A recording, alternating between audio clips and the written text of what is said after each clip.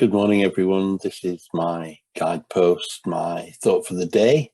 It's called Listen to Your Heart, and it's based on the 67th verse of the Tao Te Ching. The way to live is clearly shown. The way is able to be known. It's written within your heart as your consciousness has grown. There is a way that seemeth right, but its end is in destruction. Look within if you want to win, for the skills we all must hone. Mercy and compassion, loving kindness, charity is the way to interact with others. Don't you see? Simplicity, economy, moderation, thrift.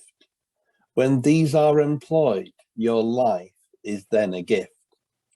By trying not to be out front, not seeking to always win, is an invitation to life to let humility begin, to raise you up like the valleys once made low. For mercy, moderation, being humble are the ways to go. Let consciousness be your guide. Listen to your heart, for then you'll know the way, a new life you can start. This verse, I believe, brings us back to,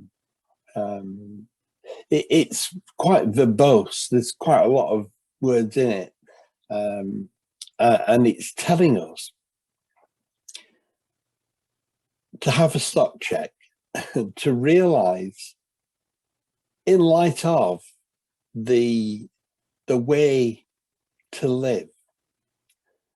If you think about what is the best way to live, then all the things that are said in this verse of the Tao Te Ching, it's clear that those things would work out better for us than maybe some of the things that we're doing right now. And so it's stock check time. How are we doing? Are we fitting into the best way to live, or have we gone a bit off track? And the most beautiful thing to know, and it's something you'll probably have heard me say many times before if you've watched any of my broadcasts, is that the answers are within. You know, as a coach, my job is relatively easy. Yes, I've got tools and techniques that can help, but all I really need to know is what's in your heart. I'm not, as a coach, I'm not someone prescribing, like a doctor prescribing a treatment. I'm just asking my clients to look within. The answers are all there. You don't need anyone else. There's so many wonderful programs out there. I've enlisted in many of them over the years, but really, they don't help. What really helps is when you come to terms with what is in your heart. What is your purpose? Why are you here? What turns you on? What makes you feel alive to do those things? And then if you want to be successful in doing the things that you've been sent here to do, wouldn't it make sense to fit in with the best way for a human being to be? Self-development, self-improvement, those kind of ideas, again, they're all inside you. You don't actually need anybody to tell you these things, but just to have a guide who's been that way. The coach has been that way many times before with many different clients.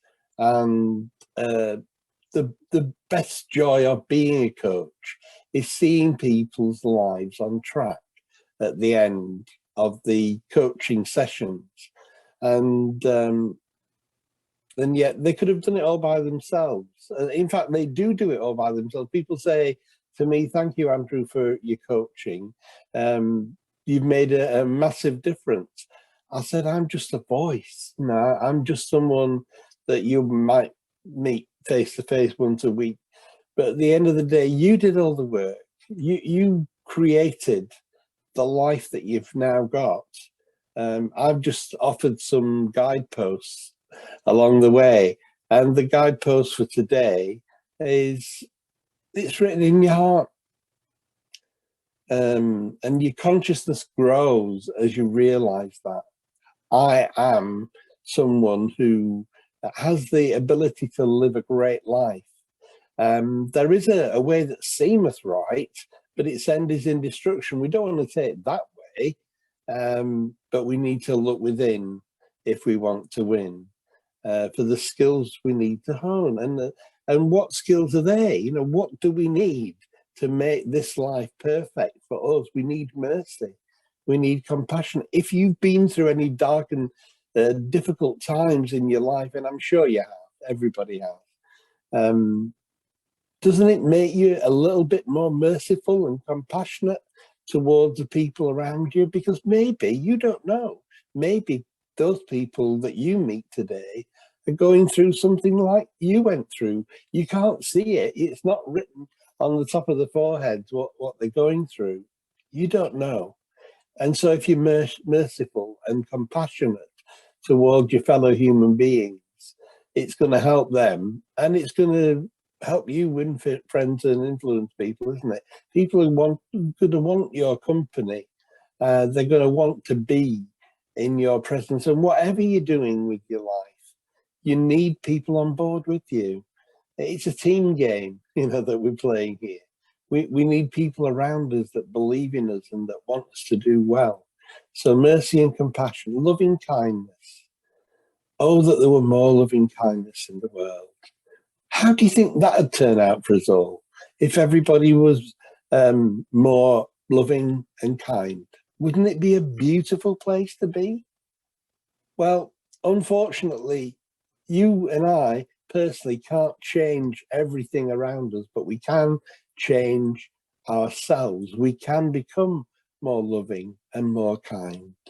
Charity, you know, when you see a collecting box, if your heart's moved, yeah, I'd like to help those homeless people at Christmas with the Salvation Army band playing the Christmas carols.